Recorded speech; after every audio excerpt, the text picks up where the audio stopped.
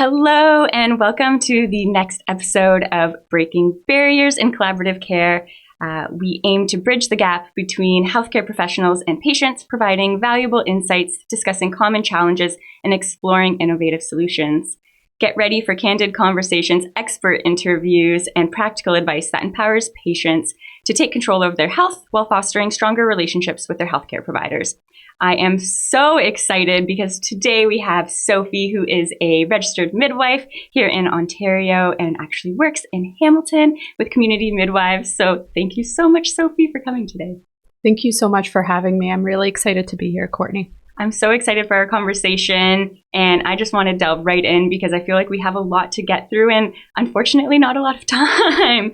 So right off the hop, I would love for you to delve in to our listeners of what is a midwife, because I think there's, even though this has been something that has been around for 30 years now, right, registered here in Ontario, and I would love more folks to really know, what does a midwife do, because I think there's a lot of misconceptions. Absolutely. So it's a great question. So midwives, we're autonomous healthcare providers. We care for low risk, uncomplicated pregnancies, right? So we see clients as soon as they come into care when they're pregnant. We catch or deliver their baby, and we see them for up to 6 weeks of postpartum care. So you do really get this individualized type of care that's full spectrum, right? That focuses on the pregnant person and the family unit. So it is a holistic type of care. And that's what I love about midwifery care. And that's why I became a midwife. Yeah. That's awesome. And I am biased. I did use a midwife for the birth of my son, and I actually did the midwifery program at McMaster. And I do have to say, that is how I know Sophie outside of her being a guest today. Yeah. So I definitely do have a special place in my heart for midwives and the care that they provide. And I guess I alluded to it a little bit by saying I went to McMaster and did that program, but I would love for you to talk a little bit about that education piece, because it's not easy. It's not something that folks are just walking off the street and saying, I'm a midwife, I'm going to come catch your baby. There's a lot to it. Absolutely. It's a really tough program. So in Ontario, of course, like there's multiple different ways in terms of becoming a midwife, right? And a registered midwife, you would typically in Ontario access one of the 2 midwifery programs currently, either at McMaster or at TMU, Toronto Metropolitan University. It is a Bachelor of Health Sciences program where you could apply directly from high school. However, most folks find that it is a very competitive program to get into. Absolutely. So usually many of our midwives will have some sort of university background before applying to this direct entry program, although there are a few midwives who may have been really successful at being able to get into the Bachelor of Midwifery program at either McMaster or TMU straight from high school. It is a 4-year intensive program. It's a clinical program. So the first about year and a half, you do your required courses around physiology, anatomy, pharmacology, right? All of the fun. This just brings back happy memories. Yes. And then you do several immersive clinical placements, right? So some are, of course, at midwifery practices where you learn the foundational skills of catching a baby. But we do also do a lot of interprofessional placements with our obstetric colleagues, lactation specialists, pelvic floor specialists, and anyone who, for example, we would interface with on a day-to-day basis as a registered midwife. And so it is a very involved program. The training is significant, but it sets us up for what we do every day. Absolutely. And it's a lot of responsibility, your role. And I would love to delve into what that scope of practice looks like, because again, I think that there's a lot of unknowns when folks hear a midwife. I don't believe that their brain goes to the reality of what a midwife is and really does, and what it involves through that care of not just being pregnant or when you're in labor or postpartum. It's very involved throughout that entire time. Yeah, absolutely. So when you step into a midwifery clinic, You get the full spectrum of prenatal care that you would expect at, your family doctor's office or your obstetrician's office, in the sense that we do see you regularly throughout your care and your pregnancy. And of course, the visits do become much closer together towards the end of pregnancy, with the idea of, we put quite a lot of emphasis on delivery planning. Our appointments are anywhere between half an hour to an hour. So, outside of the fact that we would do your regular blood pressure, fetal heart rate check, we also will collect blood work or any urine samples or any swabs that you might need throughout your pregnancy. We'll give you requisitions for your standard blood work that you would be offered at any family doctor or obstetrician's office, as well as we'd order ultrasounds that you might need. So again, that routine prenatal care we're able to offer you. And then in labor and delivery, you have options in terms of whether or not you want to have a home birth, a hospital birth, or if you live in Toronto or Ottawa, you have the option of a birth center. So it is really quite involved in both prenatally and during your labor and birth.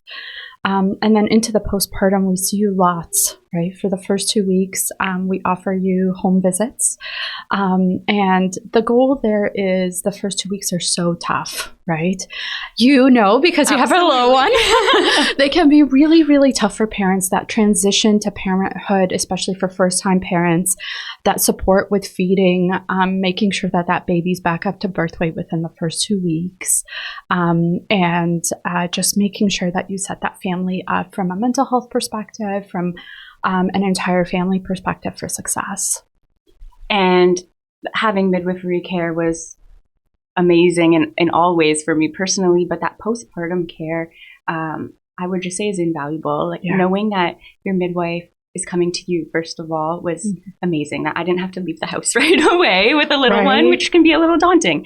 And then also knowing that I had someone on the other end of a phone too, that I could call if there was an emergency or something, and someone who I could trust, and that I just built this amazing relationship with throughout that entire time, which I know can be very different from other forms of care. And absolutely. That it's just, I get so excited when I talk about midwifery to people and tell them about it, especially folks that don't know about it or who have misconceptions. I love sharing what a midwife does, what that care is, and how they really join your family for that period of time. So that last appointment is so hard to say goodbye. Yeah, the graduation visit, the last 6-week postpartum visit can be so tough, both for the client and the midwife, right? Because in many ways, you're so happy that your families are doing so well, but it's also like a goodbye and maybe see you for another pregnancy. Yeah. And so it is a really, really tough visit. And I'd say that for even in the postpartum period, for example, if clients have a baby who need additional visits above and beyond what we would routinely offer, we do that for clients, mainly because sometimes babies might need jaundice treatment under the lights, known as phototherapy, or they might need extra pokes to ensure that they're not getting onto that phototherapy line or needing phototherapy. And so many clinics will have the setup of being able to do that blood work within your own home and space. It is subject to variation amongst the communities, but definitely a benefit for clients in terms of not needing to, put their baby in the car seat and having to drive to the hospital or another clinic to do that type of testing as well, which is a bonus. Absolutely. And if those things are necessary, I think that's another great thing about midwifery, is this collaborative model of working with other professionals and knowing that line of when your scope kind of ends and when maybe someone else needs to be brought in, or when complementary folks like a lactation consultant maybe might be brought in to help families. Do you find that collaborative model works well, and that I know it's different community to community and how they work with other healthcare providers, but what are your feelings on that model? I definitely feel like, as midwives, we're able to intersect with all these various healthcare providers with the goal that we keep the client and the family at the center, right? And when your thoughts are when your intentions in the type of care that you provide are that person is at the center of that care, then you're able to interface with all these different healthcare providers to get them to their goals, which is amazing. Certainly for clients who are breast or chest feeding, we would offer lots of feeding support at home, but, we know when to bring in extra specialists and lactation consultants. Naturally, we collaborate with our pediatric colleagues and our obstetric colleagues. We know from the research that when midwives are at the center of our healthcare, that people who are pregnant and their babies have better outcomes. They're more likely to have spontaneous vaginal births. They're more likely to initiate breastfeeding. They're more likely to be satisfied with their birth experiences. They're less likely to need episiotomies or have third or fourth degree tears or need extra interventions, right? And we see that from not just research that's come out of Ontario and British Columbia and Canada. We see that across the world where midwives are at the center of the healthcare system, right? And I think that that's one of the reasons why the United Nations in 2020 designated it the Year of the Midwife, right? Yeah, and I think that's wild to me that I think about midwifery, and this isn't new. We've been using midwives since the first baby was born. Yeah. There was a midwife there, to some degree. Yeah. So the fact that it's taken so long for it to catch on, I guess, here, and that it takes an organization like the UN, this body, to say, we need to put more focus on this. That there are nations like Australia or UK where they use midwives so much more. Absolutely. And I think that was something that was so interesting to me when I first started looking at midwifery was what's wrong with our healthcare model here? Why aren't we utilizing these professionals? It's something that was very interesting. And I still don't have an answer to that because I still don't know why we're not using them more. Do you have any insight as to why you think that might be? Or is it a societal thing? Or? Absolutely. I think there's a couple of things. So like the formation of midwifery, right? The regulation of midwifery and how midwives came to be. In Canada, sometimes it is a marginalized profession, and that comes with its own history of marginalization. The other piece around it is I think there's a lot of misconceptions around our training, around what we do.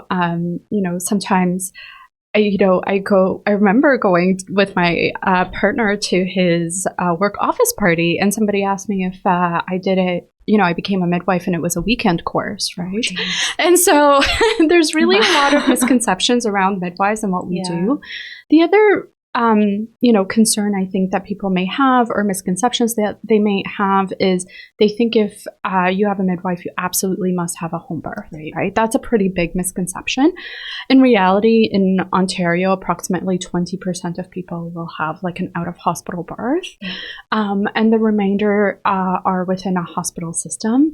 There's also misconceptions around, what happens in terms of like if somebody wants to access pain management options like narcotics or epidurals and whatnot, and they are under the impression that they absolutely cannot have a midwife if for example, they are choosing these types of, pain management options, and that's not really true either.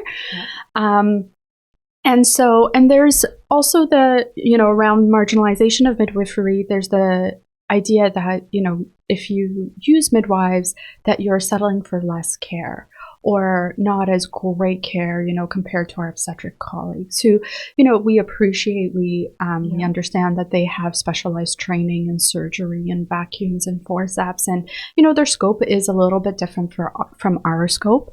However, we do work in a collaborative way. And I think that is an important part of why folks don't often think about midwives. The other piece, I believe, is that there's not enough of us sometimes. Some communities do have very long wait lists. And I think that's part of the issues that, the retention of midwives within our province, but also our ability to meet the demand, which can be really, really high in some communities. Yeah, and I know that there is, just as a whole, a really difficult time right now for accessing this care. And do you think that this is mainly because folks aren't wanting to become midwives, or does it come down to the College of Midwives and the amount of folks they're willing to take into the programs and register each year?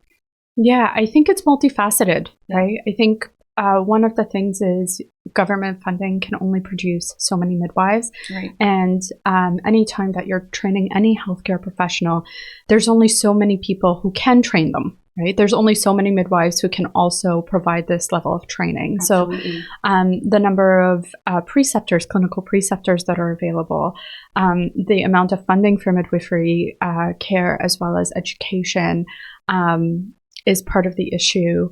And I do think that we also have a bit of an high attrition rate within our profession itself. So those are all multifaceted issues that contribute to lack of access to midwifery care, although I would love for every person who is pregnant to be able to access a midwife. That is like the dream, I think, for Canada is, Absolutely. is to have that available. Yeah. And then before we started recording today, we were discussing this idea of the birth deserts, these healthcare deserts. Specifically, we see them in Northern Ontario. So not only do folks in a metropolitan area have a hard time accessing midwives, but then you go somewhere remote and it becomes absolutely impossible for most.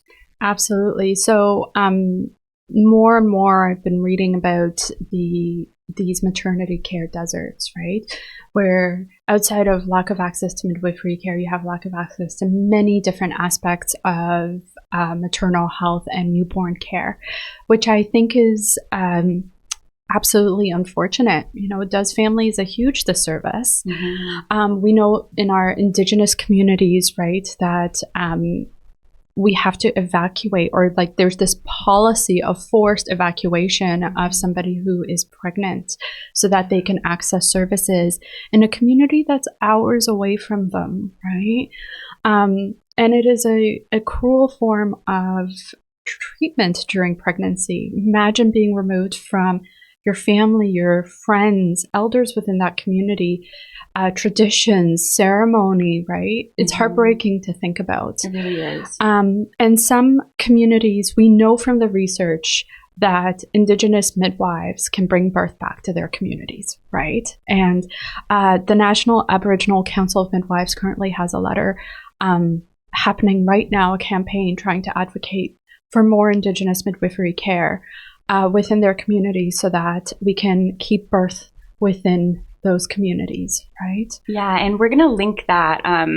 So if you feel called to join this petition, please sign it. I was so blessed to be able to use Indigenous midwives and to have my culture brought into my experience of pregnancy. I was able to use traditional medicines. I was able to learn actually more than I previously did by having these traditional healthcare providers, which was really special in such an important time of building family and bringing these traditions back. And for a lot of folks, these are traditions that have been lost.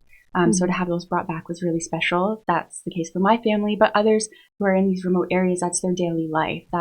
That's what they know. And to have the care removed, I couldn't imagine being hours away from potentially my partner, my mom, the folks who were my support system during that. Labor it's devastating. Is hard. It's really hard. And to then do that with strangers in a place that you may have never been. It is really terrible. So bringing this to the forefront, I think, is really important in how we can find these ways to break barriers. That is a huge barrier to access of healthcare. What do we do? Because for me, the solution is, hey, we need more healthcare providers. We need to send them north, but it's not really that simple. It's not ever black and white. Yes. I think that NACM, the National Aboriginal Council of Midwives, has a lot of information about this, right? Like about their advocacy efforts about how to keep midwives within Indigenous communities, how to promote midwives within those communities, right? I think there's many barriers, right? in terms of funding, also Indigenous midwives work as part of like a law exemption, right? So the way that midwifery was established in Ontario was through the Midwifery Act, and Aboriginal midwives work as part of like an exemption to that act. And so, from the start, there are barriers there from, a legal perspective in terms of how you fund these programs. And so I think that funding is a crucial part of it, right? And there may be a small number of people who may need to leave their communities to access very specialized care, right? The piece about this is ensuring that most people will more likely be able to stay within their communities if they had access to midwives, right? And that's the piece. Absolutely. And something that I'm very grateful to say that I was able to do with the midwives at Six Nations, just up the road. So I do want to give them a little shout out too, because if you can utilize them, if you're Indigenous and you're looking for that care, reach out. It's invaluable to that time of your life. And if we can do more to bring awareness to that care and to the outcomes that it brings, I think is what's really important. We're always looking at these issues and the outcomes, poor outcomes, and we're talking about this, but how do we change poor outcomes? Well, the evidence is there. Midwives change poor outcomes when it comes to BIPOC communities, but just as a whole, maternity and infant care. Yes. I think the idea is when you start to think about policy, right? When you center midwives to be like the middle person where everybody should be able to access a midwife, and then structure services around that, because we're such a connecting, a connector, right? We can connect you to obstetricians if needed, pediatricians if needed, LCs if needed, right? Yeah. So when you are able to center maternity care around midwifery care, you start to see the way that our policies within hospitals change. You start to see the way that we provide care to people change. The way that they're able to access information, right? A lot of, things that are now the norm have been, birthed, upon it from midwives. This idea of, delayed cord clamping, skin to skin, right? Informed choice, right? That all comes from midwives and midwifery care. Yeah. And I think that is an important, powerful thing in terms of being able to set up families for success, because it's not just about having the ideal birth experience. I very much feel in my core that the way that people birth sets up their family units. It sets up how they parent. It sets up how they think about a future pregnancy for generations to come. So I think it's an important piece of how do we develop healthy communities. Absolutely. Yeah. And just to share a personal story from my own experience, I did not have what I envisioned as the ideal birth experience. I wanted to have a home birth, and we were very close, but we did have to transfer, and I ended up having a C-section. And because I was well prepared, we had these conversations of outcomes and things that could happen, because I felt supported. My midwife was able to be there with me through the transfer. She was right there with me when the C-section happened, and was there when I left the operating room. And having her there changed everything. I knew that I was safe. I knew that what was happening was best for my baby, but being able to see her and having those reminders was incredible. And when we were told we were going to have a C-section, I was like, all right, let's go. And my partner was actually the one who was so distraught. And afterwards we talked about it, and I said, why were you so upset? Were you scared? And he said, I just knew that was the last thing that you wanted. Right. And I said, you're right. That was the last thing that I wanted when we talked about planning. But then when it came down to it, I was prepared. I didn't feel like I was unsafe. I wasn't unsure of what was going to happen. I knew every step of the way that it was going to be okay, and that this was the best way for our baby to be born. That was the way he decided to come, was sunroof. Yeah, sunroof. Yeah. And, Part of that is because I think you felt informed throughout the entire time, Exactly. right? And when we are talking about, preventing trauma in birth, it's not necessarily that every person who must have a vaginal birth in order for them to not have trauma. Yeah. There are people who have vaginal births who experience trauma. Absolutely. Right? It is about how we conduct birth. Yes. Right? And that's the big part of it, is to prevent trauma, to set up that family for success. It is about that every step of the way you are informed. You have choices laid out. You understand what's happening. You're understanding why your midwives are recommending some of the things that they are, right? And being able to tap into those options, even though it may have started prenatally as like the last choice that you were picturing, right? Yeah. You ended up feeling maybe at peace with that choice because of the journey of how it came to be. Exactly. And it was honestly a very empowering thing to then look back on and see, like, I still felt so good about these things that happened. My birth story is one that I love and I'm proud of. And when I think about it, it makes me feel really good. And I know that not everyone gets that. Absolutely. Unfortunately, I've been there with folks who had awful experiences and now have to kind of deal with that as they're already going through something so difficult of becoming a parent, maybe if it's their first. So unraveling all of that trauma while perhaps dealing with no sleep or all these other things, pain, that come along. Yeah. All those postpartum expectations that, are, if it's your first baby, right? Chances are many of us have never been to another birth outside of our own, right? Absolutely. And it becomes really dramatic, like the switch from being somebody who's pregnant or to somebody who's now postpartum and having a child and taking care of that child, and your body changes and your mood changes. Absolutely. There's so much to it. Having the midwife there really brought peace to a time that I think for others, you hear that word C-section. And for some are like, great, let's go. For me, that wasn't the way I had envisioned. So for sure, allowing things to happen and having that empowerment and knowledge was just incredible. That wouldn't have happened without having that role in my care. And I think that I already had all of this knowledge. I think about that all the time. I already did the program. I already knew these things. Right. Yet having the midwife was so invaluable of reminding me when I'm in those moments of you know this. And I think about folks who have never been around birth, like you said.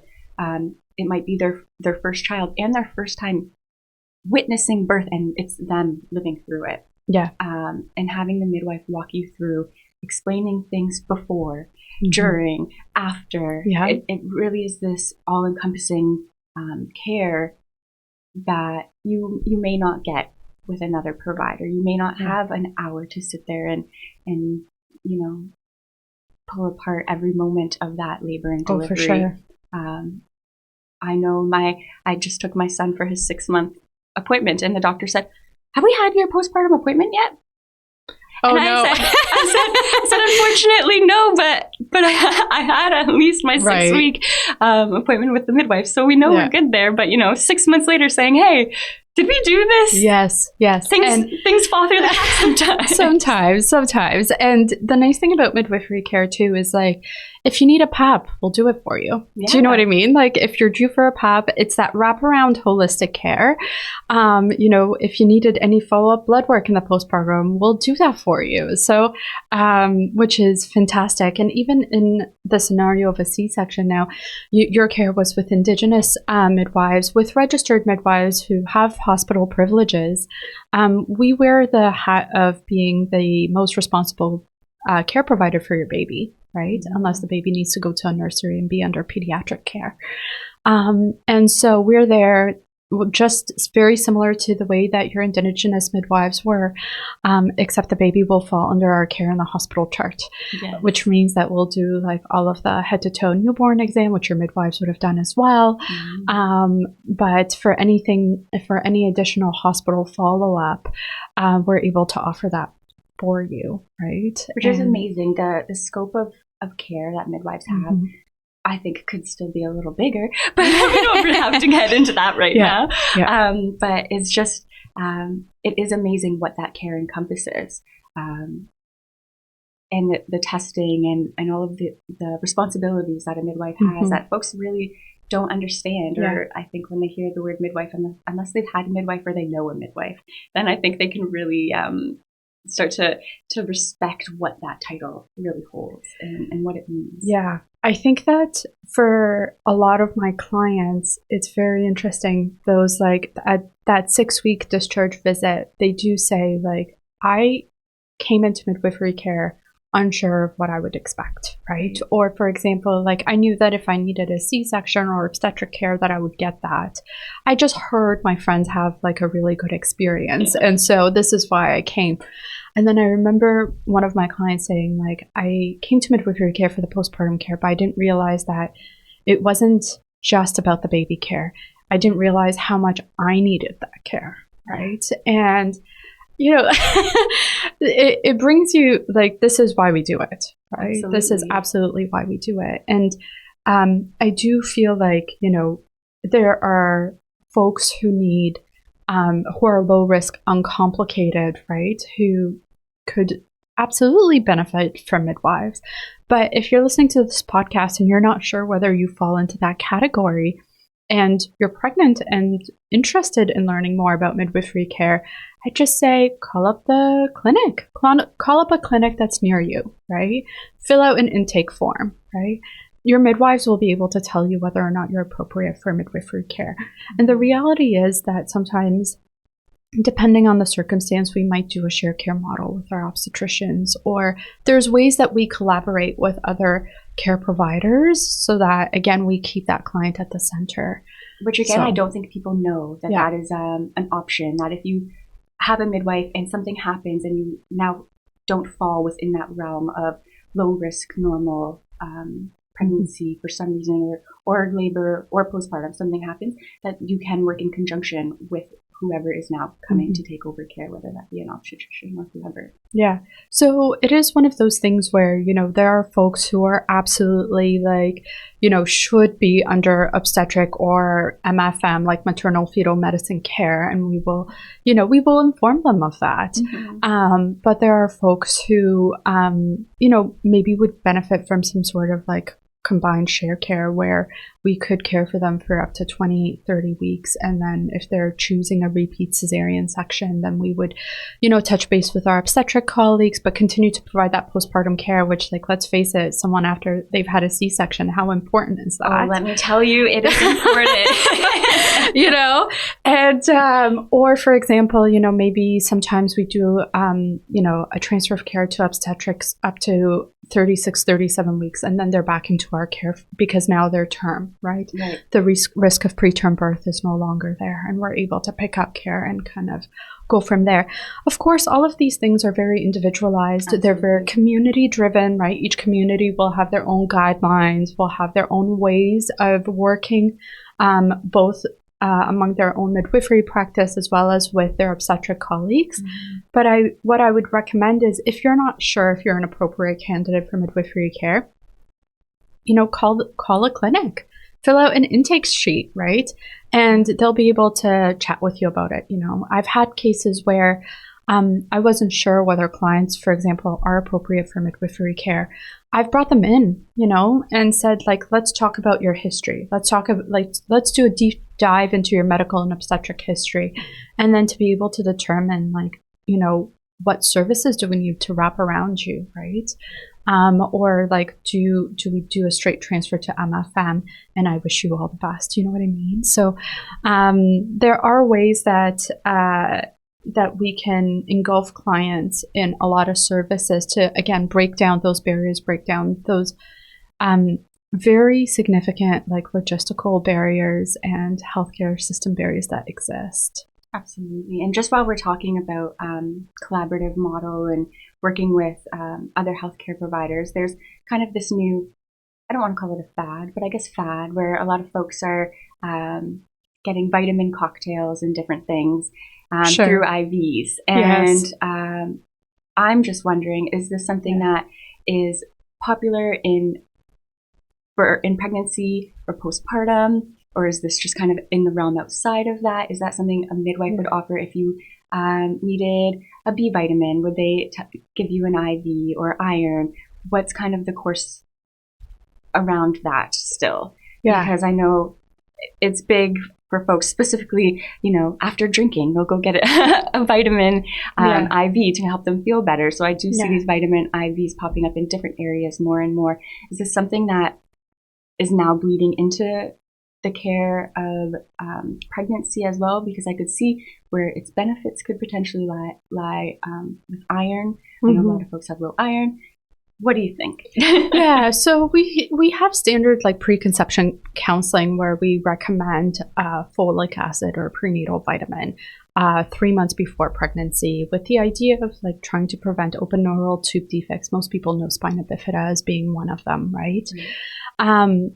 For somebody who might be anemic in pregnancy or have low iron in pregnancy, as midwives, we will investigate, why they have low iron, right? Sometimes it might be because of iron deficiency anemia or a pregnancy-related process that causes low iron. Sometimes it might be due to genetic reasons, right? Like they might have something like thalassemia, right? And so we will prescribe iron supplements based on that person's individual clinical picture and target those doses based on what they need in order for them to have like good, healthy iron stores in preparation for labor and birth. That being said, if, for instance, we've tried iron supplementation and they're taking oral iron and we've tried different things, maybe changed the brand, changed the dosage, and we're not seeing improvements, then we might, chat with, maybe a family doctor or an obstetrician around IV iron, right? Because maybe there are some folks who are severely anemic, who to set them up for a really important like birth and postpartum course, they might need IV iron in their pregnancy. And so that is something that we might do. And we would talk to clients about that on an individual basis based on their medical history, genetic history. Again, this is very individualized type of care, right, that we offer. And we would kind of go down that route if needed. Yeah. And I would say I love everything about midwifery, let's be real. But one of my favorite things is that there is no blanket care. There is no blanket midwifery care where this is what we do for everyone, right? Like you really look at every individual person in front of you and tailor the care that they are going to receive to what they really need. Yeah, for sure. Absolutely. And that is with anything that, clients come to us about, any sort of question. It's not this is what you should do. It is here are the options, here's the research, here's the information, right? And I think that informed choice piece can be such a big part. It's not only a tenet of midwifery care, but it's the thing that brings people to midwifery and keeps them there for, I think, future pregnancies as well. Yeah. Absolutely. And I feel like we could talk forever. Absolutely, yeah. But as Sophie said, if you want to know more about midwifery care, if you want to know if it's appropriate for you, Google your town, your city, and midwifery, and it'll show up if there's a local midwifery clinic to you. You can reach out to them. There's always contact information on their page, and there will be a sheet that you can fill out, an intake form online for most of them. I imagine now is online. Yeah. And they'll get back to you, or you can go to Ontario Midwives have a website which has a lot of really great information, along with I believe the College of Canadian Midwives also has a great website that has a lot of info as Absolutely, well. Yeah. So we can link those too. For sure. So call up one of our clinics, right? And they'll be able to tell you how to fill out an intake form. A lot of the misconceptions is you need a referral to have a midwife, right? Yeah. And you really don't. It's a self-refer process that's covered by OHIP, so you don't have to worry about any out-of-pocket expense. Yes, that is key. A piece that we need to talk about is that it is covered by OHIP. This is a regular healthcare option for folks who are pregnant. So don't lose out on that opportunity. Yeah, for sure. And especially for anyone who's uninsured, who doesn't have OHIP, midwives are actually really important care providers for those populations, because we do have government funding that covers our care. And so if you are somebody who doesn't have OHIP, who is pregnant, please contact your midwifery clinic that is local to you as early as you can, so that we can set you up with care, because there are additional fees that are associated if you were to go and see a family doctor or an obstetrician. While in Ontario, we do have government funding that covers midwifery care for uninsured clients. So that is an important population that we also service.